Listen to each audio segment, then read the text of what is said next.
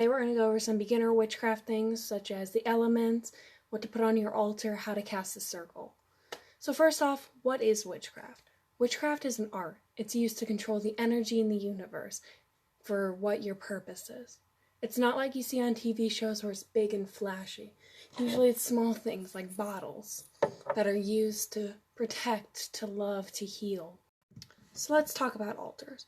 Altar is, if you practice witchcraft, a place where you do your magic. If you're pagan, it's where you honor your gods and goddesses as well. And if you're Wiccan, it's where you honor the divine feminine and the horn god. So let's talk about some necessary tools for your altar. The first thing you're going to want to do is something to represent each of the four elements. The earth, which can be soil, rock, salt, gem. Water, which can be water symbol, water, seashells. Fire, which can be a candle, an LED, matches, light, wax burner, or a symbol, and air, which can be a bell, a feather, incense, or the air symbols. So another tool you're going to need for your altar is an anthem.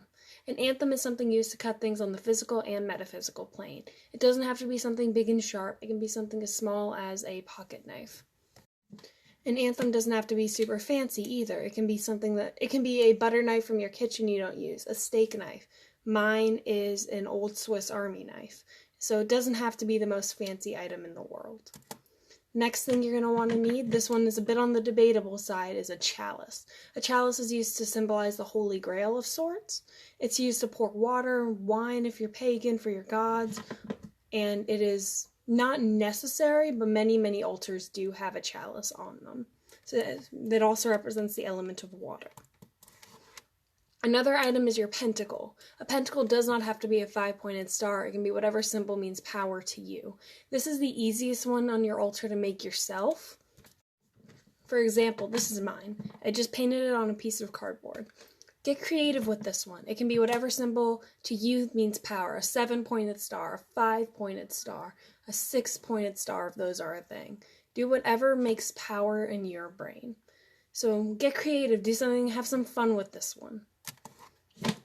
And then items that aren't necessary for a beginner are symbols of deities, a cauldron to burn things in. A cauldron you don't really need if you do things like incense. A wand is something that can be very expensive, so it's not something necessary. Instead of a wand, you can always substitute with a pointer finger, point it at the ground, and you go clockwise instead of counterclockwise. A broom, this is used to wipe energy off of your altar to clean it. Sandalwood in your hand can also do the same thing. And gems. Where we are in the world right now, gems are very expensive, especially at metaphysical shops. They are not necessary for an altar, but they are a nice touch. So let's talk about the cardinal directions and their elements that they're put in charge of.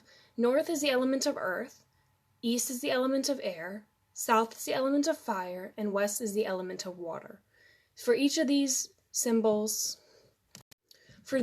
elements, you can also put a symbol for them, such as an ace from a tarot deck, soil, salt, incense, candle, water.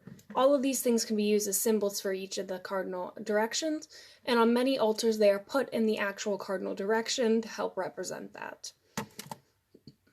So let's talk about how to cast a circle. A simple way to cast a circle is to put your pointer finger at the ground on your dominant hand, go 360 degrees clockwise, and say, I cast this circle for my protection. Keep negativity out and let only love in. Once you've done your ritual, whatever that may be, even if it's just sitting there and enjoying the safety in it, you want to point your dominant finger at the ground, turn counterclockwise, and say the circle now fades away. Once you've done that, the circle is done and you are good to move around and go about the rest of your day. So a more complicated circle that would be used for like a ritual for Beltane, which we just had is May Day, you're going to want to put something in each of the different directions for each of the elements. It can be actual physical symbols like LED candles and rocks, but it can also be the cards from a tarot deck. Then you're going to point your dominant hand or your wand at the floor where you imagine the perimeter of the circle being. Pause at east. Say, I call the guardian of east and the element of air to watch over the sacred circle.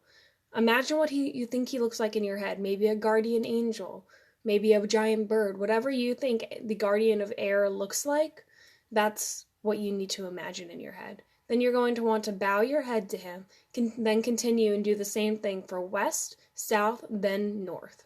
Then you're going to want to go above your head, point up, and I call the spirit of the universe to watch this circle. Fill it with love, peace, and divinity. And then imagine what the spirit looks like. Imagine a bright white light, a purifying, a safety net of sorts, coming from above you, protecting your circle.